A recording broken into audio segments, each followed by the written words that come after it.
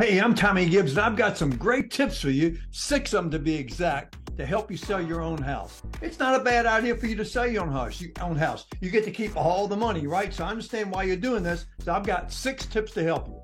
Tip number 1, declutter your house. You got all kinds of crap in there. You need to get rid of it. This would be smart to do, even if you're not ready to sell your house right now, because if you get rid of all this stuff now, you won't have to get rid of it later, and it's going to help your house show so much better. You've probably got crap in your closet you ain't touched in years. Certainly you have some clothes in there you ain't worn in years, right? We have this stuff that we keep it because, we're thinking, I pay a lot of money for it, but you ain't worn it since forever, right? So let's get rid of that stuff. Go into your other closets and cabinets and get all that crap out of there. Don't forget to get all the crap out of your garage as well. We have stuff in the garage that's all cluttered up. We want to get rid of that stuff. Now, when I talk about decluttering, I'm also talking about all that stuff, those knickknacks and crap you got sitting all around your great room in your kitchen and up on the kitchen shelf, and you got those little chickens up there, and you got an old lunchbox, and whatever it may be, stuff that you like to collect. Get rid of that stuff. Look, here's an idea for you. Get 3 boxes. Take 1 box and put the stuff in there that you want to just throw away.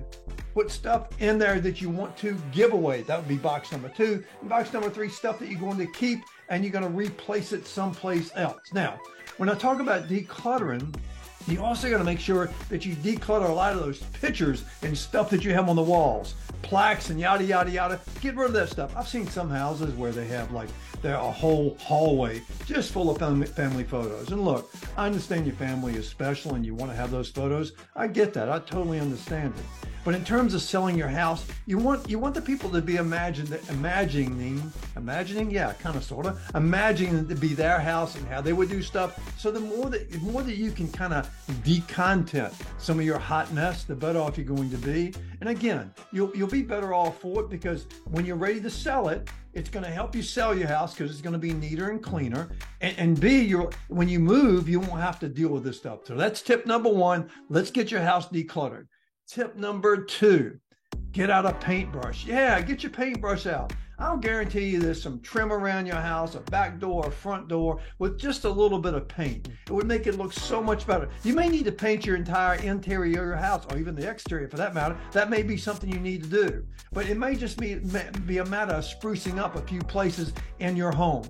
Look, you might have a child and their favorite color was purple, and you got a bedroom painted purple. And purple might not be the best color for a lot of buyers. So you want to kind of make it as neutral as you can. So tip number 2 is get out the paintbrush. Number 3, let's get the yard squared away. Yeah, your yard, then maybe you need to rework the flower beds. Maybe you need to trim up some hedges, make sure the yard is trimmed up correctly.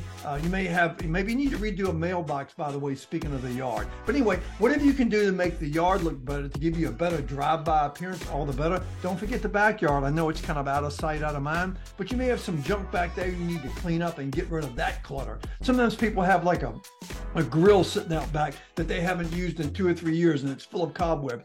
Get rid of that stuff. Make it as pretty as you possibly can. By the way, sometimes we have like a concrete patio or a deck that needs a little sprucing up. You might want to actually paint that concrete patio or paint that the railing around the deck or whatever it may be. But anything you can do to spruce up the outside, all the better. Let's say it was bullet point number 3, right? So bullet point number 4, this is going to be critical to you selling your house, is pricing. Now look, this can be difficult sometimes because I know that you want to get top dollar for your house. I get that. I totally understand it. But you may be basing how you're going to price your house on what a neighbor sold their house for 30 or 60 days ago or something you see out on Zillow. Remember, the market is constantly shifting and changes. As a matter of fact, if you price your house the way your neighbor priced their house and sold it a month or 2 ago, you might be pricing it too low.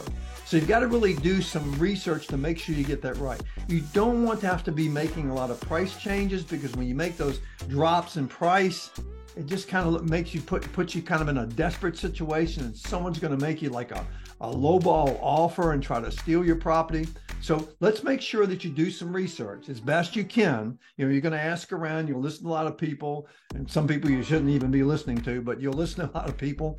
And let's try to make sure that we get your house priced competitively in the marketplace. You'd be better off to price it a little bit under the market so people will start to bid on your house. That's a whole nother subject for a different day, which I'll talk about in another video later on. So pricing is critical. Now, my next tip number 5 is I want you to understand that you are a FSBO. FSBO stands for sale by owner. And when you put a sign up in front of your house for sale, or you put your house out on Zillow or someplace like that, that it's for sale by owner, you're going to get some calls from real estate agents. Of course you are. And they're going to want to sell your house. And some might even say to you, hey, I've got a prospective buyer for your house. And that may be true. When they say that, let's make sure that you zero in a little hard on that, and maybe even ask them to have an approval letter of credit or a funding letter of credit, a funding letter or whatever it may be, to make sure they have the funding. Now, let me caution you about this. I would suggest that if you're going to become a FSBO, that you make sure that you've developed a little bit of a script for those phone calls you're going to get. Look, there's a downside to these people wanting to come and look at your house, and that's another subject for another day. By the way, I'm a realtor, but that's not the purpose of it. I'm trying to help you sell your house and let you get all the money, right? But you may want to have a little bit of a script to handle any calls you get from agents that may ring you up. So, but don't offend them.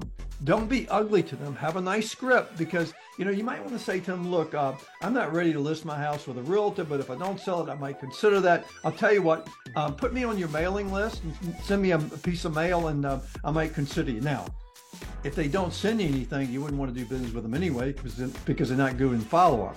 If they send you something, that may be a realtor that you're going to want to consider when you get down the road, should you have to not sell it yourself and let a realtor help you sell it. Okay, so that's number 5. Number 6 is really big. So this is my last little tip for you, number 6. Number 6 is you should consider investing and spending money on an inspection. Now, in most markets, an inspection might cost you $400 to $800. I know that's a lot of money, okay? But if you go ahead and get the inspection done on your house, you'll find out what items are going to be an issue for any buyers that may want to look at your house.